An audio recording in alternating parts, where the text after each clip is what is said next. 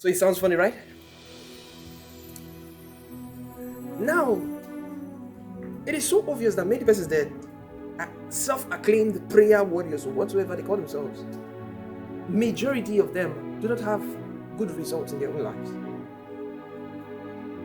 Yes. And I'm going to tell you why it is that way. One certain time, a young lady walked into the office and she was talking to me. They have killed entirely everybody in the family. They diabolically killed everyone. So I was looking at her. So I said, do you fast? I wanted her to take a little fast, pray, and do some certain stuffs.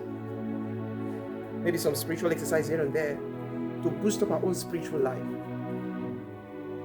Now, when I said, how long have you fasted? She said, Pastor, that there was a senator that was fasting 7 days dry, 7 days dry. I was like, oh, and you're like this?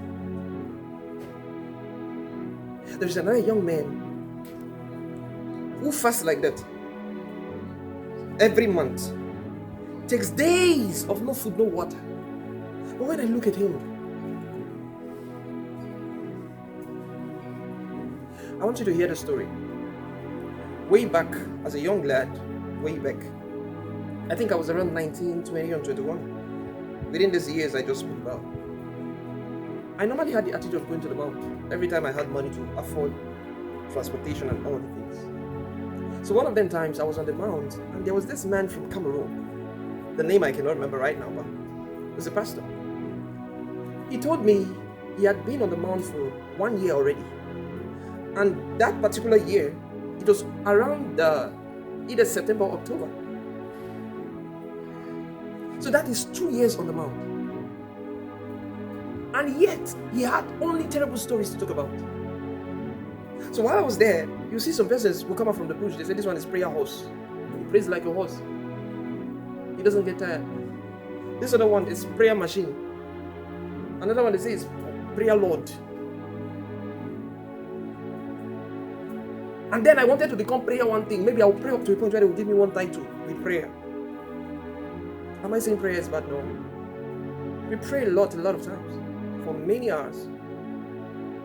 Many times on a daily basis. And then, back home in Port Harcourt, I saw one of the fathers of the faith saying something one time. He said, why will I pray for 7 hours? What kind of prayer is that? Not like he will not, he doesn't, or not like he cannot. He said, why should he spend 7 hours out of 24? Now, my job was to strike a balance. Now, he was talking from the angle of looking for a miracle or wanting something to happen in his life. He said, why should I do that for 7 hours before I get a miracle? And yet, this man who's talking carries the glory of God. Even the dead can bear witness to them. He's a man that when he is having his program like this, the entire city is on a standstill.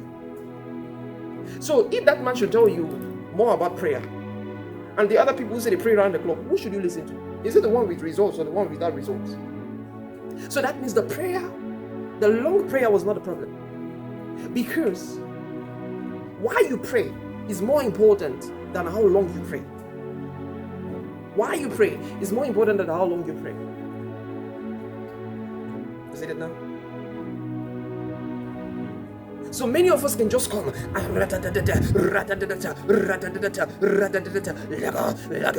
for a long time. But there is something we refuse or we have failed to acknowledge. That is what I want to bring to us. And one of the things I'll recommend to you is this message that you see on the screen there. Prayer. Get it. Take time, go through it. That's part 1. Go through it. And follow the YouTube page for all the messages there. They will really bless you and bring you into a point of knowing a lot of deep mysteries of the kingdom so that you can get results. Is it now? The disciple of Jesus said to him, Master, why couldn't we cast out these demons? He said, this kind goeth not except for by prayer and fasting. Yet it was prayer they were doing. Yet it was prayer. And Jesus said, except for by prayer. Excuse me, sir, were we joking? The man literally said, your disciples have been trying, they couldn't. What were they using to try? Was it not prayer? So it's time to stop being frustrated. It's time to stop saying, I've prayed, nothing has happened. No, it's time to start getting results. 1 John chapter 5 verse 15, the Bible said, if we know that he hears us, We have the petition that we desire of Him. So I'll be talking about idol in prayer. Remember what I said? Why you pray is more important than how long you pray. So don't just stand there. No.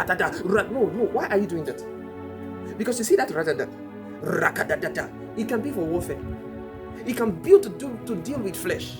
It can be to attend to a matter. It can be an intervention. It can be for intercession. There are people who don't have too much vocabularies in other tongues. What you're doing is what determines what it means. If you have the opportunity to have a vision in heaven and some things are exposed to you, you will know that in heaven you can stand here looking at this very spot and you're seeing a different thing. And then you stand this other way, looking at that same spot, you're seeing an entirely different thing. You go this way, you're looking at the same spot, but where you're standing determines what you see. That's true. So why are you praying? When you go on your knees, be it 12 hours of prayer, 24 hours, 72 hours, 1 week, non-stop. Make sure you have a target. Don't just say, I'm praying. They say, what I do is I'm laboring for my destiny. How exactly? Which part of it? If you're not able to make a good point in this statement, or you're not able to know exactly why you're doing that, you'll not have too many results. You look more like a laborer. We are not laborers, we are sons.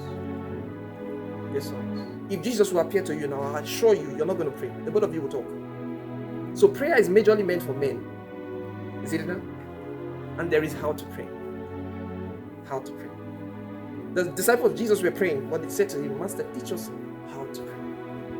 And one of the ways to pray right and get results is have a target.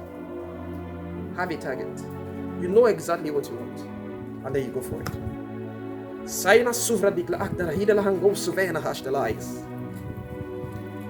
just said in another tongue, the wisdom of the Spirit is deeper than the calculation of men. So get that message, go through it, subscribe to the channel, follow, like, whatever you have to do. Go through it. And God bless you. Enough of the struggle. Say no to prayerlessness. Say no to struggling in prayer. Say no to failing while you're praying. Never again. I love you guys.